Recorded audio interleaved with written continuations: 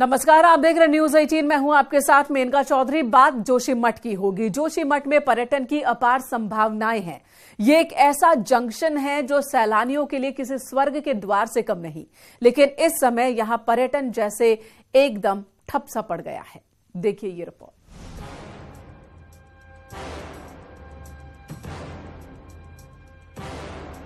जोशीमठ को बचाने की कोशिश जारी।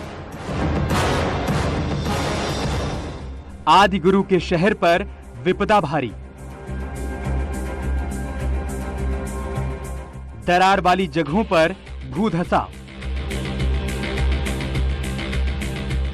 क्रैक फिलिंग से भरे जा रहे हैं घाव। आस्था की नगरी जोशीमठ पर आफत की मार पड़ी है। दरार का दंश झेल रहे शहर को बचाने की हर कोशिश जारी है। सरकार के मुखिया भी जोशीमठ पर नजर बनाए हुए हैं। इसके लिए पीड़ितों को लगातार हर संभव मदद भी दी जा रही है। सीएम धामी के निर्देश पर पीड़ितों को सुरक्षित स्थानों पर भेजने का काम जोरों पर चल रहा है। यही नहीं, आपदा में मदद करने वाली सभी एजेंसियां भी अलर्ट मोड पर हैं। आंकड़ों पर नजर डालें तो अब तक 9 वार्ड के 826 मकान प्रभावित हुए, जिसमें 165 मकान डेंजर जोन में। अब तक 233 परिवार खतरे में थे। 798 लोगों को सुरक्षित जगहों पर पहुंचाया गया है। जोशीमठ में अभी भी आफत कम होने का नाम नहीं ले रही है। जिन वार्ड्स में दरार पड़ रही हैं, वहां लगातार भूधसाव भी हो रहा है, जिससे लोग डरे सहमे हुए। हालांकि प्रशासन ने सभी लोगों को सुरक्षित स्थानों पर शिफ्ट कर दिया है। तो वहीं अब दरारों को नापने के लिए क्रैक मीटर भी लगाए गए। इन मीटर्स से प्रत्येक दिन की दरार की रिपोर्ट दर्ज की जा रही है। वहीं प्रभावित लोग अपने घरों को छोड़ने के लिए मजबूर हैं। बद्रीनाथ राष्ट्रीय राजमार्ग है, आप देखिए किस तरीके से लगातार फटता चला जा रहा है। और बताया जा रहा है कि कल रात को भी यहाँ पे कुछ हलचल हुई और ये दरारें बढ़ गई। ठीक इसके पीछे ये बस्तियाँ आप देखिए, ये नरसिंह मंदिर रोड की तरफ ये बस्तियाँ जाती हैं। आप देखिए ये दरारें जो हैं वो निरंतर बढ़ती चली जा रही है। अब समस्या ये है कि हर रोज दरारें पड़ रही हैं। आप इस मकान को देखिए, पूरी दीवारें इसकी हिल चुकी हैं और यहाँ पे कभी भी बड़ा खतरा हो सकता है। जो भूस्वामी है उनका कहना है कि यहाँ पे निरंतर दरारें जो हैं वो मोटी होती चली जा रही है। पूरा मकान ये टूट चुका है, ऊपर का भी नीचे का भी जी। और मेरे यहाँ पे पेइंग गेस्ट रहते थे ऊपर के सारे कमरे में, वो भी खाली करके जा चुके हैं। और हमने भी पूरा सामान हटा के छत में रखा है। भले हमारी रहने की व्यवस्था तो सिपाही होटल में है, लेकिन हमारा सामान सारा यहीं पड़ा है। जोशीमठ भू धसाव मामले में राष्ट्रीय जल विज्ञान संस्थान ने शासन को रिपोर्ट सौंपी। बताया जा रहा है कि रिपोर्ट से जोशीमठ में निकल रहे पानी के रहस्य से पर्दा उठेगा। रिपोर्ट से पता चलेगा कि क्या एनटीपीसी की टनल से ये पानी आ रहा है। राष्ट्रीय जल विज्ञान संस्थान ने जोशीमठ में निकल रहे पानी के सैंपल 13 जगहों से इकट्ठा किए थे, जिसकी जांच अब पूरी हो चुकी है। जोशीमठ में एक और दरार और उसका रहस्य चिंता का सबब बने हुए हैं, तो वहीं मौसम के बिगड़ते हालात उस पर नमक छिड़कने का काम कर रहे हैं। ऐसे में बढ़ते खतरे को देखते हुए प्रशासन ने मनोहर बाग वार्ड में क्रैक फिलिंग का काम शुरू करवा दिया। दरअसल सीबीआरआई की राय पर दरारों को भरने का काम शुरू किया गया था। क्रैक फिलिंग का काम शुरू ही हुआ था कि लोगों ने विरोध शुरू कर दिया और मजदूरों को मौके से भगा दिया। पहाड़ों में अगले 4 दिन मौसम विभाग ने अलर्ट जारी किया हुआ है और जोशीमठ में मौसम का अलर्ट मतलब खतरे की घंटी। और उस खतरे की घंटी से बचने के लिए प्रशासन ने आज जिस तरीके का एक एजेंडा अपनाया है, उसका लोग विरोध कर रहे हैं।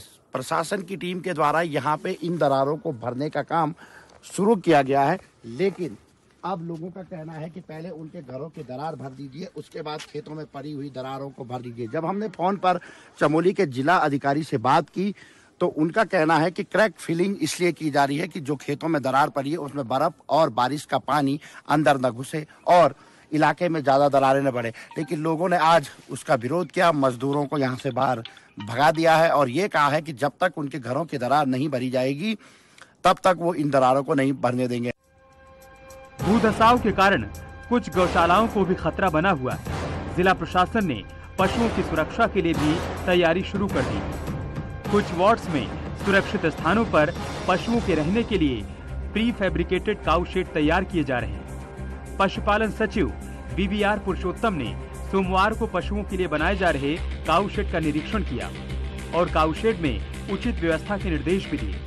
बताया जा रहा है कि काऊ शेड तैयार होते ही जल्द ही पशुओं को वहां पर शिफ्ट कर दिया जाएगा। वहीं जोशीमठ मामले पर शंकराचार्य एवं मुक्तेश्वरानंद की याचिका को सुप्रीम कोर्ट ने सुनने से इनकार कर दिया और कहा कि उत्तराखंड हाई कोर्ट में अपनी बात रखे। जब हाई कोर्ट पहले से इस मामले पर सुनवाई कर रहा है तो याचिकाकर्ता को वहीं पर अपनी बात रखनी चाहिए। स्वामी अविमुक्तेश्वरानंद ने जमीन धंसने से प्रभावित हो रहे जोशीमठ के लोगों के पुनर्वास और उनकी संपत्ति का बीमा कराए जाने की मांग की। जोशीमठ के मामले में सुप्रीम कोर्ट का ये आदेश रहा कि उत्तराखंड हाई कोर्ट में एक पिटीशन फाइल हुआ है, जिसमें उत्तराखंड हाई कोर्ट ने राज्य सरकार द्वारा जो DM के द्वारा जो प्रतिबंध लगाया गया था कंस्ट्रक्शन पर, उसको हाई कोर्ट ने कहा है कि उसको जो है लागू करवाया जाए। तो ऐसी स्थिति में जब हाई कोर्ट सुन रहा है तो आप लोगों को भी हम लिबर्टी देते हैं कि हाई कोर्ट में ही एक व्यापक पिटीशन रिलीफ के लिए भी फाइल करिए। दरकते जोशीमठ से लोग विस्थापन के लिए मजबूर हैं। ऐसा नहीं है कि सिर्फ 1 या 2 मकानों में मुसीबत है। जोशीमठ के दूसरे स्थान पर भी दरकने की तस्वीरें आम हो रही हैं। ऐसे में राहत शिविरों में लोगों को शिफ्ट करने का काम भी तेजी से चल रहा है। बहरहाल जोशीमठ आपदा को लेकर सरकार की सभी एजेंसियां मौके पर मौजूद हैं। जोशीमठ में पीड़ितों की हर संभव मदद की जा रही है। अब इंतजार है उस रहस्य से पर्दा उठने का जिसकी वजह से जोशीमठ दरक रहा है। Bureau report, news 18।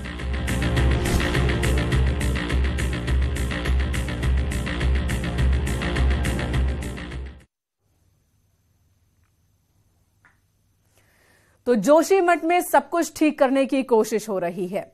ये एक ऐसी जगह है, जाहिर सी बात है, यहीं से होकर आप औली जाते हैं, यहीं से होकर आप बद्रीनाथ जाते हैं, यहीं से होकर आप केदारनाथ जाते हैं और यहीं से होकर फूलों की घाटी तक जाते हैं।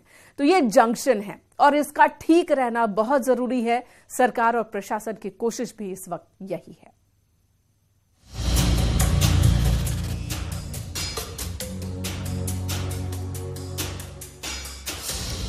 पर्यटन की अपार संभावनाएं लिए जोशीमठ उत्तराखंड में एक प्रमुख डेस्टिनेशन था। जोशीमठ को एक मोटल नगर माना जाता है। शहर की अर्थव्यवस्था का 70% हिस्सा पर्यटन उद्योग से मिलता है।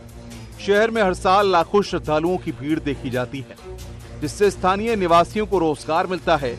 फिलहाल शहर के अधिकांश होटलों ने अपना संचालन बंद कर दिया है। अब जोशीमठ को किसी तरह से बचाना है। जोशीमठ का विस्थापन से बढ़िया तो उसको बचाने की जरूरत है। तटबंध पे बढ़िया काम होने की जरूरत है। ड्रेनेज सिस्टम बढ़िया करने की जरूरत है और प्री फैब हट ही यहाँ के लिए सुटेबल है, तभी जोशीमठ बच सकता है। राज्य के पर्यटन विभाग के आंकड़ों के अनुसार 2021 में 1.65 लाख से अधिक लोग जोशीमठ आए थे। हालांकि बद्रीनाथ, औली और हेमकुंड साहिब जैसे स्थलों की यात्रा करने के लिए करीब 5 लाख से अधिक पर्यटक शहर से गुजरे थे। जी, ये बहुत बड़ी आपदा जो जोशीमठ क्षेत्र में आई है और ये कितनी बड़ी होगी इसका अभी आकलन भी नहीं लगाया जा रहा है और दिन प्रतिदिन बढ़ रहा है। इसका पूरा असर स्थानीय लोगों के साथ साथ यहाँ के पर्यटन व्यवसाय पे भी पड़ा है, जिससे कि औली में आने वाले पर्यटक बिल्कुल ही जीरो हो चुके हैं। अभी पर्यटकों के ना फ़ोन कॉल्स आ रहे हैं, ना आगे की कोई इंक्वायरीज आ रही हैं, वो सब रुक गई हैं। अगर ये इसका रोकथाम जल्दी से जल्दी नहीं हुआ तो इसके दूरगामी परिणाम बहुत बुरे हो सकते हैं। ऐसा हम जो टूरिज्म व्यवसाय से जुड़े लोग हैं, हमें ऐसा लग रहा है। और साथ ही अभी रोपवे जो कि यहाँ की मेन अट्रैक्शन होता था, उसका बंद होना या वहाँ जो रोपवे में हो रहा है वो सब न्यूज़ जो आना, तो वो भी एक चिंता का विषय है। जोशीमठ में आई आपदा ने आसपास के सभी पर्यटन स्थलों पर प्रभाव छोड़ा है। नतीजा ये है कि जोशीमठ के आगे सभी पर्यटक स्थलों पर सैलानियों की कमी देखी जा रही है। Bureau report, news 18।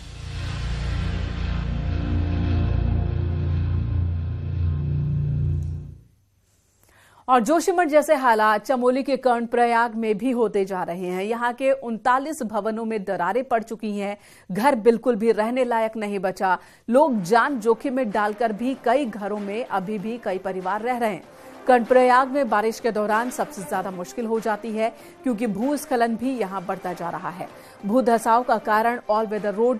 यहाँ के लोगों का कहना है कि ऑल वेदर रोड की वजह से यहाँ पर जमीन धंस रही है और घरों में दरारें पड़ रही हैं।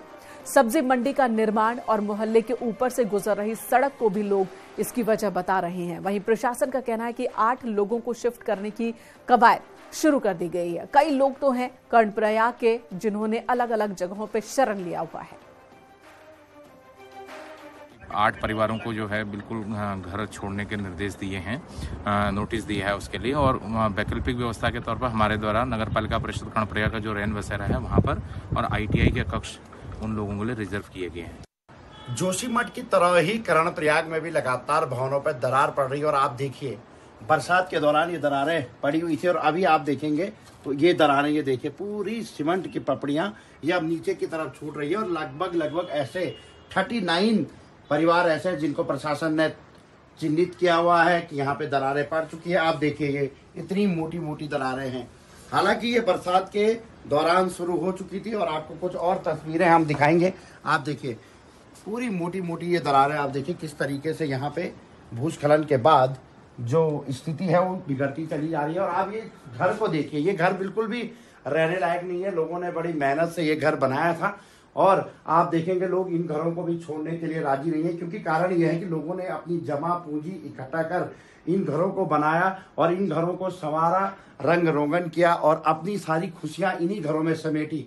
लेकिन जिस तरीके से पहाड़ों में लगातार अनियोजित जो विकास है उसकी वजह से जो मकानें दरक रही हैं, कहीं ना कहीं लोग चिंतित हैं, लोग बड़े ही उदास दिखाई दे रहे हैं। और अब जोशीमठ की तरह ही कर्णप्रयाग की ये तस्वीरें डरावनी हैं और कहीं ना कहीं आने वाले समय के लिए ये जो हालात हैं ये बिगड़ते चले जाएंगे, क्योंकि बरसात के दौरान बताया जा रहा है कि कर्णप्रयाग में, इस भवगुणा नगर में बहुत ज्यादा भूस्खलन होता है। नितिन सेगवाल, न्यूज 18, कर्णप्रयाग।